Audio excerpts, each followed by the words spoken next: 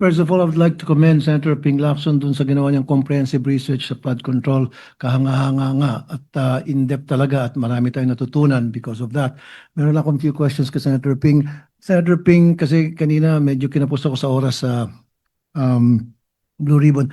Would you support na kailangan lahat ng mga contractors and DPWH officials, especially yung pinagdududahan na involved sa anomaly, na dapat makita natin yung kanilang ITR para pagbanggain natin yung kanilang mga possession tulad ng Diskaya na meron 28 luxury vehicles, kung yung ba'y babangga doon sa ITR na binabayaran nila? I agree, Mr. President. In fact, I was informed by the minority leader that she was already served the LOA by the BIR commissioner himself, Commissioner Lumagi. So that could start the ball rolling in an investigation to be conducted by the Bureau of Internal Revenue, no less. Pero kanina, Mr. President, I was informed by one of the personnel sa BIR, sabi ang bigyan lang daw ng LOA, letter of authority, ay yung company ni Diskaya. So ang gusto ko sana, mismong si Diskaya mismo, yung Diskaya mag-asawa, mabigyan ng LOA na para makapag-explain. And also, do you support, Mr. President, na hindi dapat abutin ng buwan o taon bago lumabas yung resulta ng LOA? Yes, I agree, Mr. President. I'm not privy to because it was just relayed to me by Senator Soto. Maybe he can share what he knows firsthand.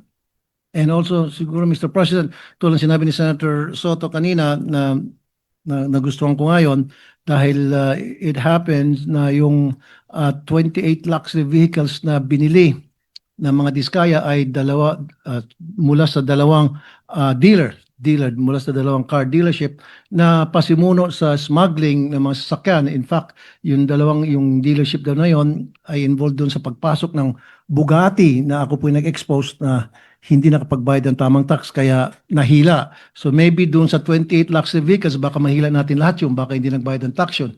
Anomalous na yung pagkaroon nila ng ganong karaming pera, pati ba naman doon sa pagbayad ng taxes sa mga sasakyan, anomalous pa rin. So do you agree, Mr. President?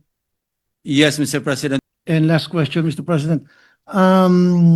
Sa records po ng DPWH, 103 contractors ang na-flag down nila na hindi tama yung ginagawa, meaning na blacklist.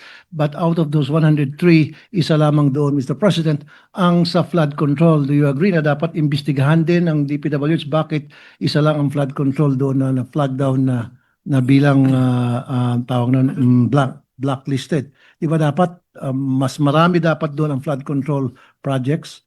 Well, all I can say, Mr. President, is that the President made a very good choice in the person of Secretary Vince Dizon. And I think being an action man, he will initiate a comprehensive and extensive investigation on the anomalies involving flood control projects. In fact, I heard that he already ordered the submission of courtesy resignations of all the officials, undersecretaries and below. And that's, I think, a good start. And you did mention about Secretary Vince, Mr. President, and I do agree with you, Senator Lacson, of course, with the President of appointing him, because for me, he is the perfect person for that position. I only know him for a short time. It is a short stint bilang Secretary ng Public Services, me bilang Chairman ng Public Services. He's done a lot. Marami po siya mga nagawa, mabusisi siya. He does a lot of inspections. In fact, he's very strict with his people. He monitors his people very well. So I think he fits for that position. Do you agree, Mr. President? Yes, I agree, Mr. President. As a matter of fact, I sent to him already an advance information through one of his prospective staff, who used to work under me sa PNP. I gave him the information on at least 2 district engineers, and a minor functionary sa Bulacan who are big-time gamblers in one of the casinos here. And the 2 of them, as per my information, used aliases. They hid their true identities, gumamit ng fictitious name, and ang recorded losses. This is just informal and official, but I intend to get the official record. Yung isa po natalo ng 300 million, yung isa more than 300 million. And these are salary grade 19 officials, being district engineer, and the other one is even occupying a lower position. So you can just imagine the enormity of the corruption that's going on. This is only in Bulacan, Mr. President.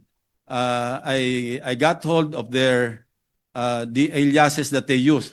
So it will be easier for the concerned authorities to really identify or get all the records of their winnings and losses. And it's very easy, Mr. President, kasi all we need to do is call the attention of Soler, Okada, and all other casinos para makita yung labas-pasok nitong mga nagsusugal ng mga DPWH officials, Mr. President. Yeah, that's what I did, Mr. President. I already wrote Chairman Altenco to coordinate or direct the different casinos to provide the information. I gave him all the necessary information to identify or to point to the DPWH officials through their aliases.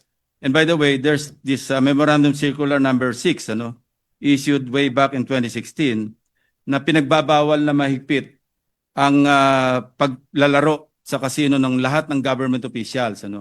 Yung sinasabi rito, connected directly with the operation of the government or any of its agencies.